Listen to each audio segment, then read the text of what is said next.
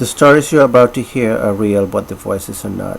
The victims have chosen to remain anonymous at this time. Note that some of you may find these stories disturbing. Please visit our Facebook page for the full stories and more. Growing up, one of the things I anticipated the most was summer holidays with all my cousins at our grandparents' house. We always had the most amazing time. However, everything changed in the summer of 1999. Some of my cousins did not come, and I was stuck with my 18-year-old male cousin who offered to stay home with me while my grandparents went to work. One day, he asked me to go to their room to listen to music. After a while, he started touching me. At first, I thought it was nothing, but it increased and I began to feel uncomfortable. I tried to move away, but he grabbed me and pushed me to the bed. Confused and not really understanding what was going on, I asked him to stop, but he didn't. I was so scared I started screaming. He told me to stop, saying no one was home and that it was normal. He does it with his girlfriend. I struggled and cried constantly until he decided he had had enough.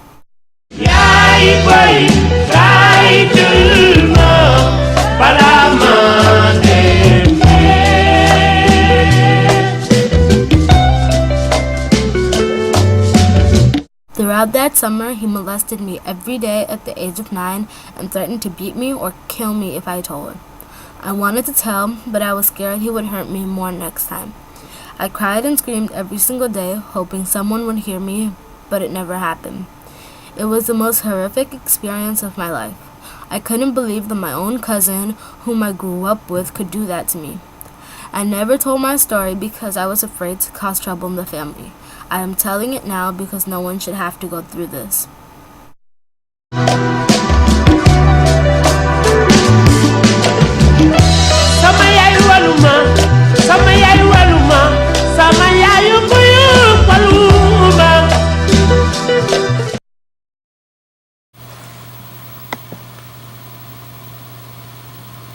I was raped when I was 5 by a family member.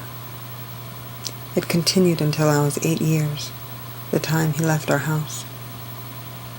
I told my story when I was 21, when he came back to live in our house. I had younger sisters at home I felt I had to protect. My mom, I guess, felt guilty for not protecting me. My dad was too angry to talk about it. Other family members were really supportive, especially my aunt. She told me there was nothing to be ashamed about, and I did not deserve it. As far as I am aware, the case was never taken further. My rapist denied it, but another cousin said he kissed her when she was just young. I really do not know how it affected me then, as I was too young to understand what was going on. I knew I did not like it, but I was terrified of the guy, and he always threatened me. As I grew older, I knew the implications that because of what happened, my life will never be the same. My relationship with men is not the greatest. I'm extremely concerned about my personal space. I hate touchy-feely things. I get extremely jumpy. I would say I am socially awkward. I watch as my friends get married and talk about losing their virginity.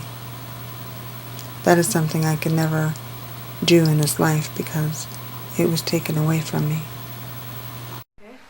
Greetings. My name is Cyrano, and I am the interim president of Gambians Against Rape and Molestation, GARM.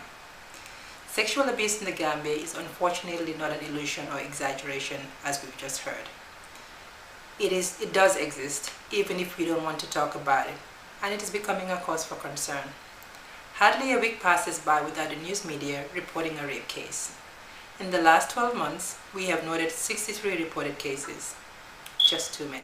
Because it is such a private and personal experience, and because of the silence, the cover-up, and pretending it doesn't happen, accounting for how serious the problem is virtually impossible. In the Gambian context, the problem is even more complicated as our country is fast becoming a hot destination for sex tourism and trafficking. Another unfortunate phenomenon that is on the rise is what is known as the sugar daddy syndrome. where more Gambian men rather than European tourists are sexually exploiting children and young girls, a fact that was also reported by UNICEF back in 2004, and something that is unfortunately gaining acceptance to the point where young girls now aggressively pursue the sugar daddies. Given this background, I am sure you will agree with me that it is time to put an end to this. It is wrong at all levels and among all communities.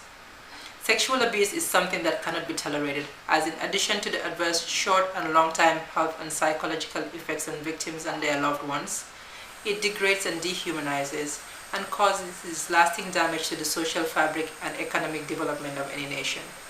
GAM is a group of Gambians and friends of Gambia, here to join forces with you, our loved ones, neighbors, friends, colleagues, and all concerned to say no to sexual violence. In our bid to achieve zero tolerance toward this behavior, we aim to increase awareness and change current attitudes towards sexual violence through advocacy, education, network building, fundraising, and working with all relevant stakeholders for a preventive and not merely curative measure in this important cause. Sexual abuse affects everyone, directly or indirectly, male or female, young or old, and it is not an individual problem. It is everybody's business, thus we must all come on board. We ask you to open your hearts, your arms, and your wallets to us. Let's think about it, talk about it, and make it an unacceptable practice in any shape or form.